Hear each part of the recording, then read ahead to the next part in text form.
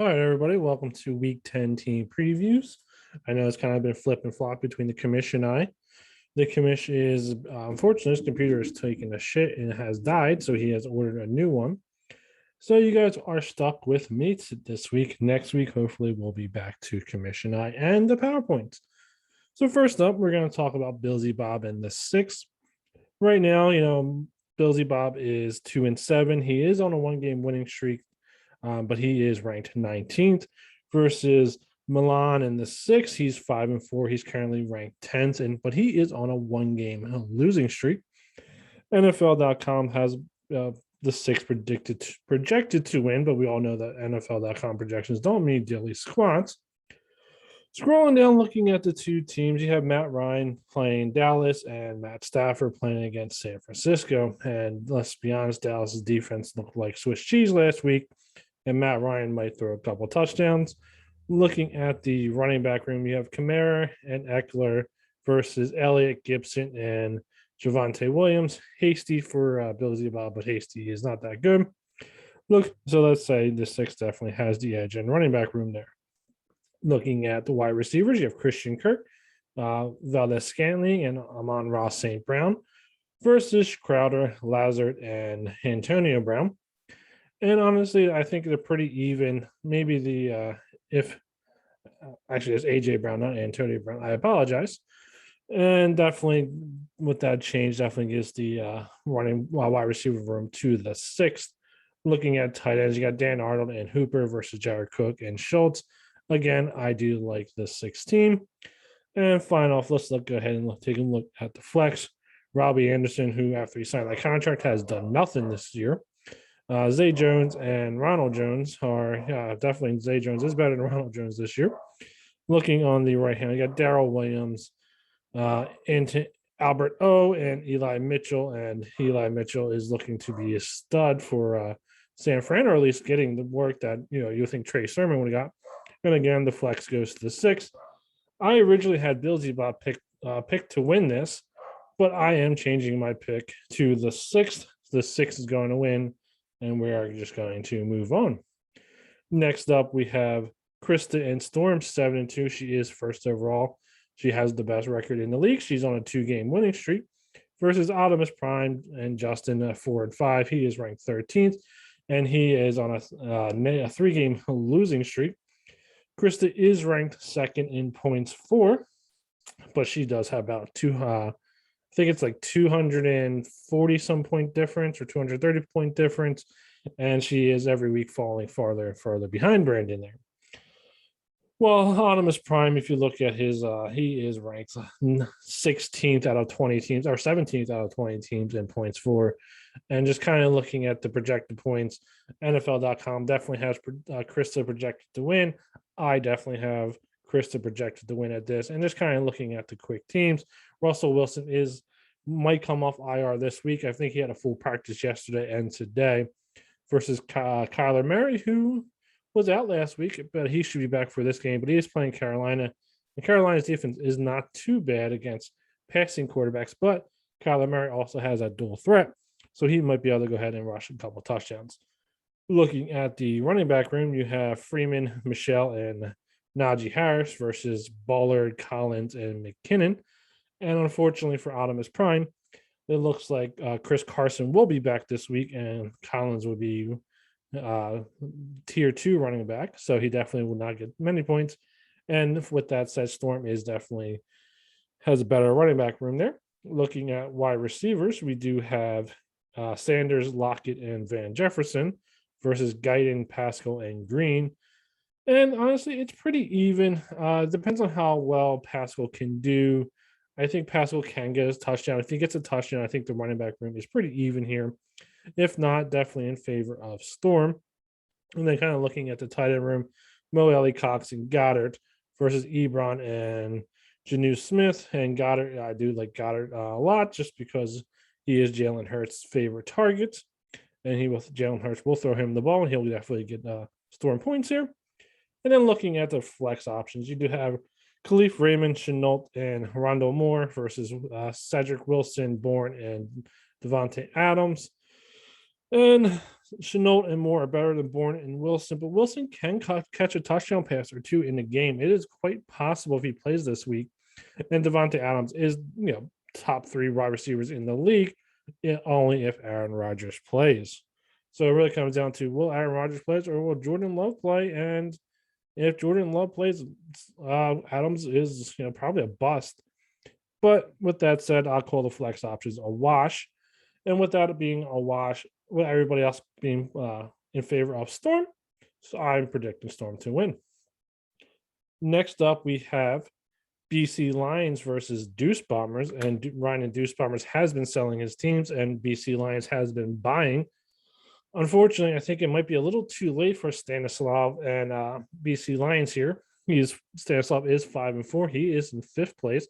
He's on a 2-game winning streak versus Deuce Bombers, who is also 5-4, but he's on a 4-game losing streak. He was 5-1, and now he is 5-4, or I guess he was 5-0. Now he's 5-4.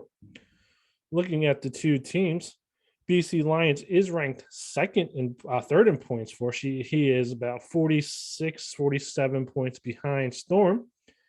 And Deuce Bombers is all the way at the bottom at 18th. Looking at points against for the two teams, BC Lions is 7th and Deuce Bombers is 19th in points against. So if you're not scoring points but a lot of people scoring points against you, you actually might be like 7-1 maybe. But he sold his players. Looking at the two teams, or NFL.com has this projected for BC Lions easily, and then we can kind of see why. Tom Brady, Jordan Howard, McNichols, and Connor are definitely going to score some points there versus Mac Jones playing Cleveland, who I believe they made Joe Burrow look like crap. Jasicki, Dalvin Cook, who will be playing this week, I believe. I don't think he will be suspended for his lawsuit.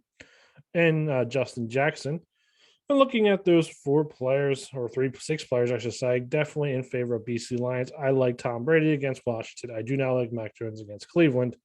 Looking at the wide receiver room, BC Lions did just pick up Amari Cooper. He is pairing him with Stephon Diggs and Metcalf, and that is a great 1-2-3 punch for wide receivers. But looking at the wide receivers on Deuce Bombers, McLeod, Zacharias, and Jerry Jeudy, the best one on that team is Jerry Jeudy. And Zacharias could actually might get some points with Calvin really injured, but I still don't think this is going to sway in Deuce Bombers' favor. Looking at the tight ends, Evan Ingram is on a bye for BC Lions, but he does have Hawkinson versus Troutman and Tremble, and they both aren't looking that good this year. Looking at the flex options, McDavis, Kenyon Drake, another player he just traded for, and Zach Moss versus 2 guys on IR and Thiami Brown, who is questionable, and BC Lions is going to win this game. Next up, we do have Horror Business versus Too Good for a Name, Rodney and Horror Business. He is ranked 6th. He is 5-4. He is on a 1-game winning streak. First is Too Good for a Name, Luke, who's 6-3, ranked 3rd, but he is on a 3-game winning streak. And you kind of look at the two teams. Too Good for a Name, he is ranked 4th in points for, where Rodney is ranked 1st in points against. But unfortunately for Rodney, he is actually also ranked 5th in points for. So his team is putting up a decent amount of points, and he is also getting a lot of points scored against him. Versus Too Good for a Name, who is on, I believe, towards the bottom. He is about 14th place in points against. So yeah, his team's not looking that good. He's put up a decent amount of points and not a lot of points against. So that is exactly where you want to be. Kind of scrolling down, looking at the two teams, as you can see by this chart here. NFL.com definitely has a projector for Too Good for a Name to win, about 40-some point difference. Looking at the two teams, you do have Josh Allen versus the Jets. Unfortunately for Josh Allen, you think this would be a great matchup, but the Jets don't put up a lot of points to quarterbacks because teams just run the ball on them. Looking at the running back room, you got Chubb, Laird, and some guy I'm not even going to try to pronounce his name. Chubb is on COVID, and then versus Too Good for a Name, Derek Carr, Patterson, who's looking phenomenal, Melvin Gordon, who's looking pretty good, even sharing time with Javonte Williams, and Felton, who is on COVID, but we'll see how that pans out. Looking at the wide receiver room, you got Doolin, Peoples-Jones, who looked pretty good last week, and an empty slot, so he definitely should put somebody in there. Let's actually take a look and see if the commish can. Actually, it looks like the commish doesn't have anybody to put in his empty slot versus Carter, Tim Patrick, and Harris. And that's definitely with the empty slot in favor of too good for a name. And kind of going back to the running back room, definitely in favor of too good for a name. I mean, even if Chubb does play, it's 2 stars versus 1 star, 1 stud, and the 2 stars are probably going to score more points.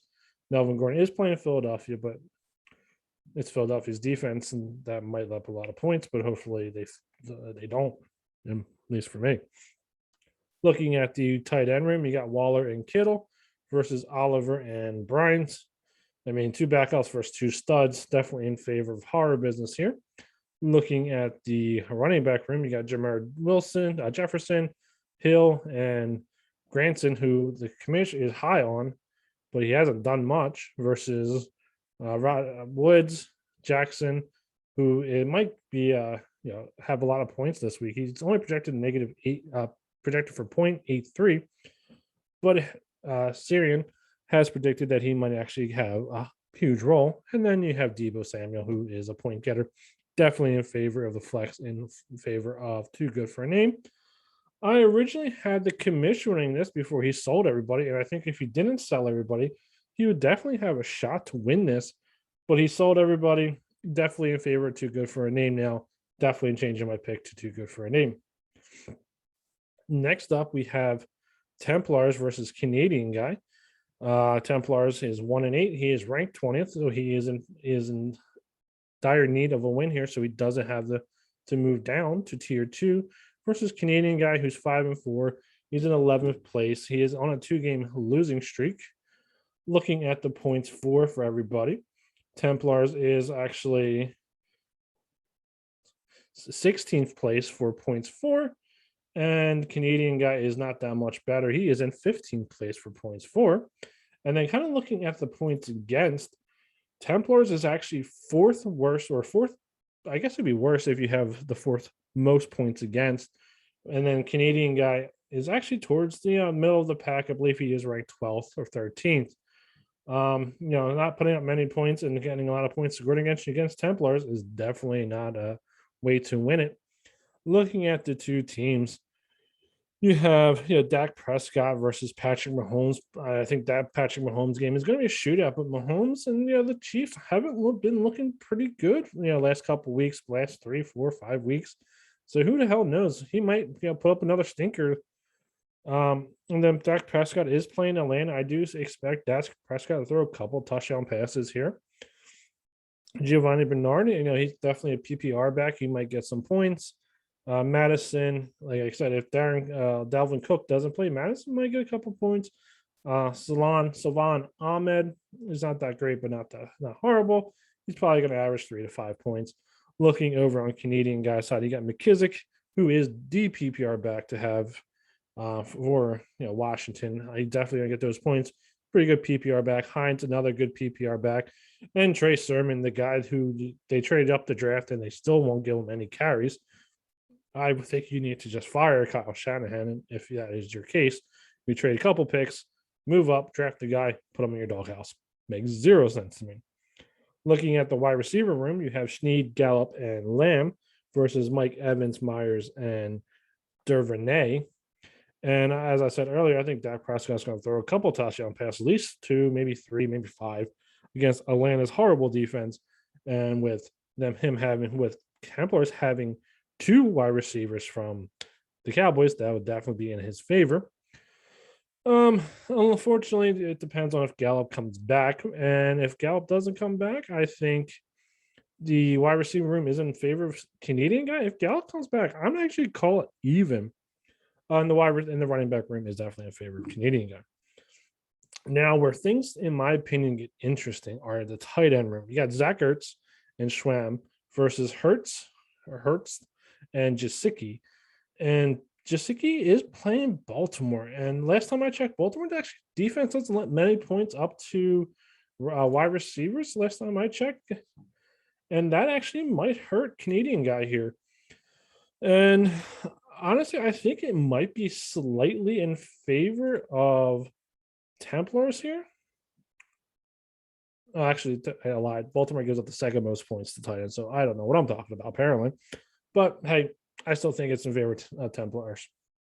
Looking at the running back room, you got Ozobig, Benjamin, and the infamous Tyson Williams in our league versus T.Y. Hilton, Anderson, tight end. I think he's a third string tight end for the Chargers, and Burrows.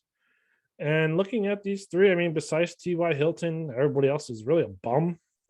And that gives the favor of Canadian guy. But looking at the IDPs, and usually I don't talk about IDPs for obvious reasons because I suck at IDPs.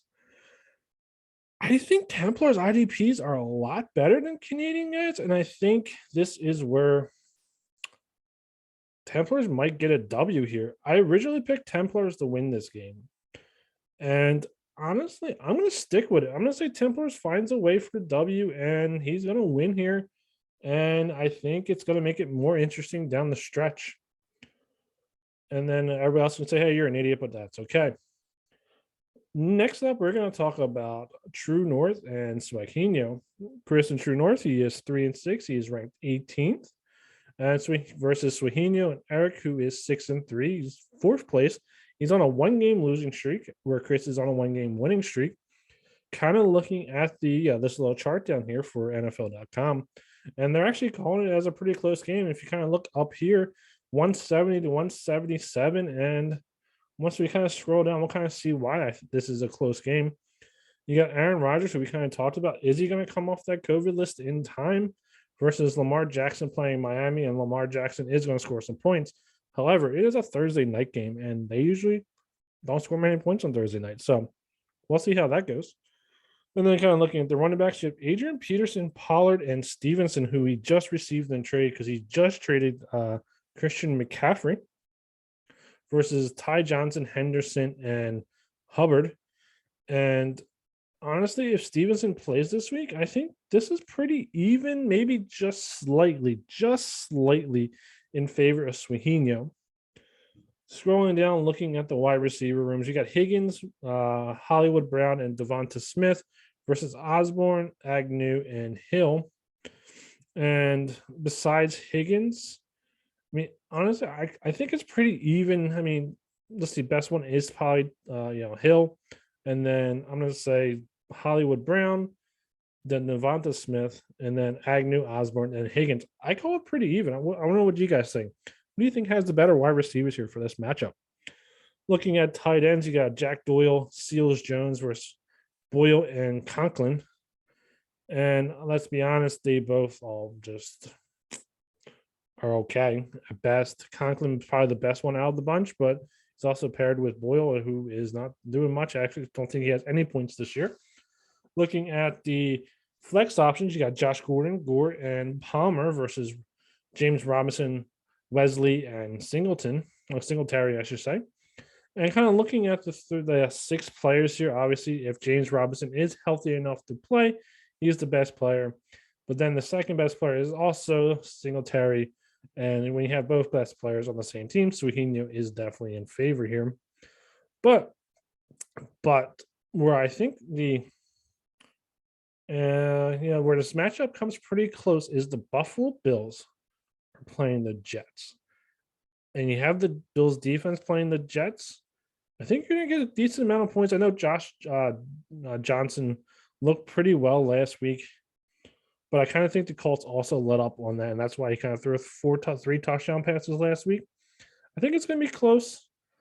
I originally had Swahino winning this one. I think this is actually going to be a pretty close matchup, even with trading Christian McCaffrey for True North.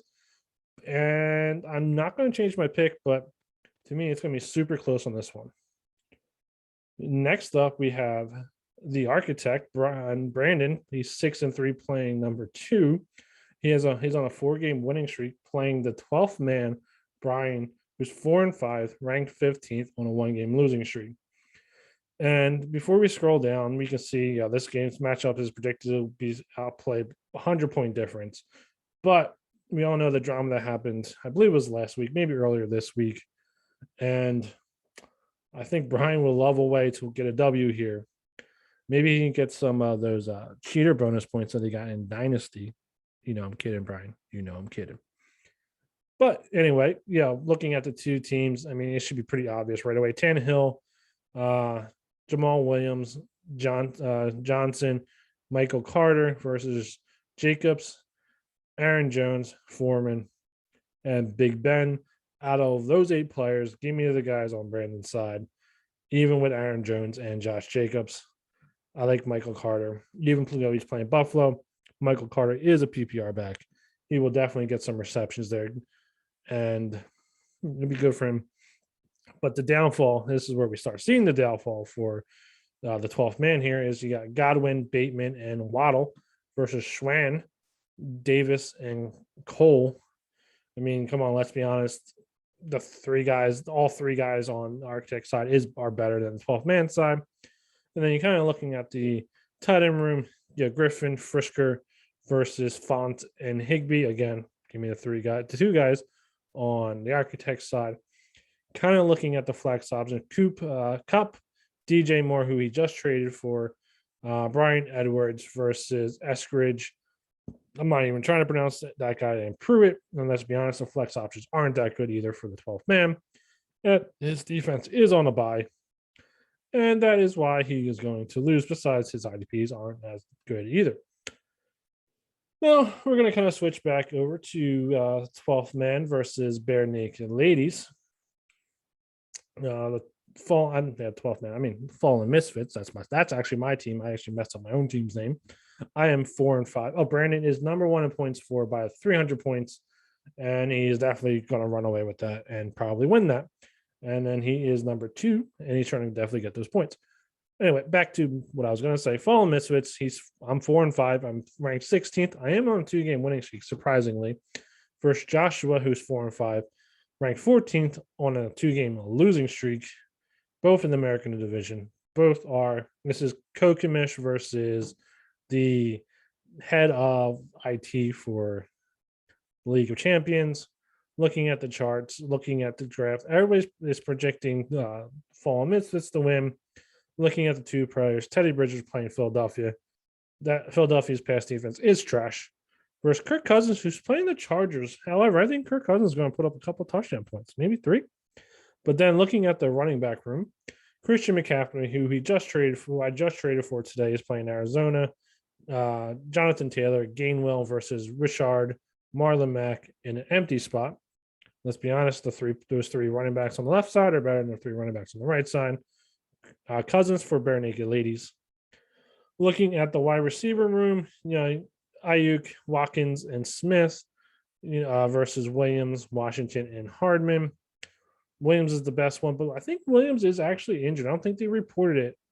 But watching him play last week, he looks a little hobbled. He doesn't look like he's 100% to me. And I think that is kind of limiting his production.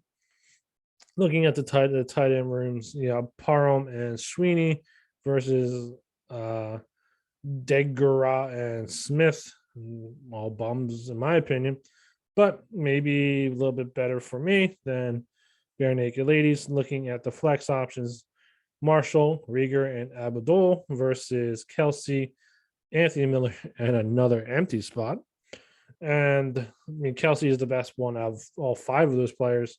But, I'd rather have the 3 starting players than 2 starting players because Miller is, projected to get 0 points. I actually don't even know who he is.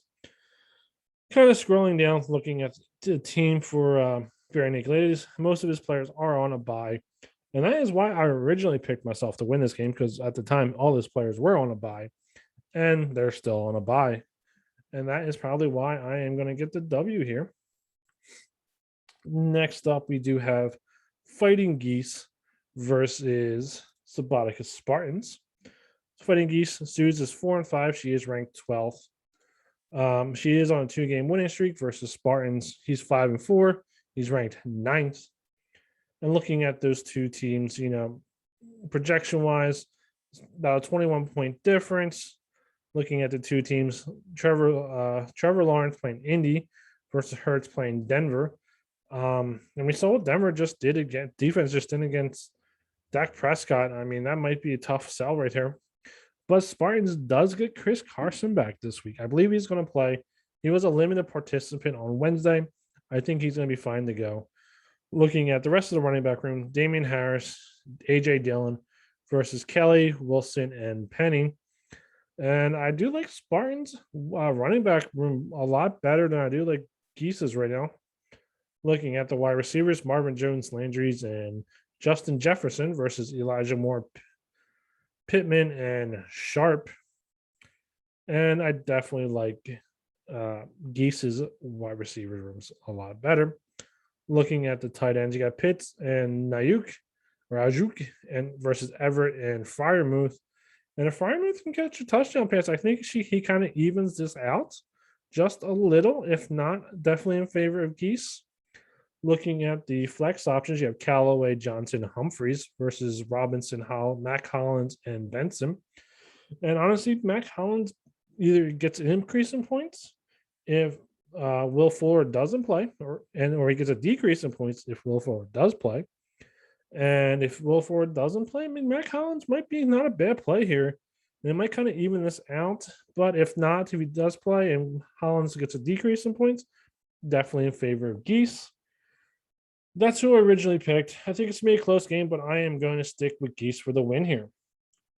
And last but not least, the game of the week. It's Green Lightning, 4-5, ranked 17th. Lucas here versus the H Crew Adrian, who's 5-4, ranked 8th. And I think this is going to be a big matchup here. And honestly, like in my opinion, the LOC is kind of doing what I expected it to do this year.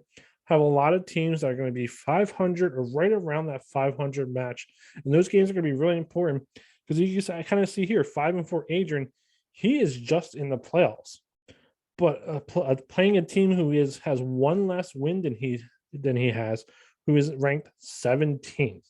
So like that gap, that's what, a 10 team gap right there. And you're going to tell me, and that's, I mean, 10 teams fighting for basically the same playoff spot. So, it's definitely going to be a close one this year. And I'm excited to see who gets that 8th and, 7th spot into the LOC. Because even looking at the horror business, he's in 6th spot right now. He is 5-4. BC Lions, who is head of his division right now, but he's ranked 5th. He's 5-4. Looking at for the 4th place team, Swahino, they are 6-3. So from 4th to, I believe, let's see who's actually 18th. So Chris, and so from third place, 4th place is 6-3. 18th place is 3-6. And then you have those, that group of teams that are literally fighting for all those playoff spots. Anybody can get in.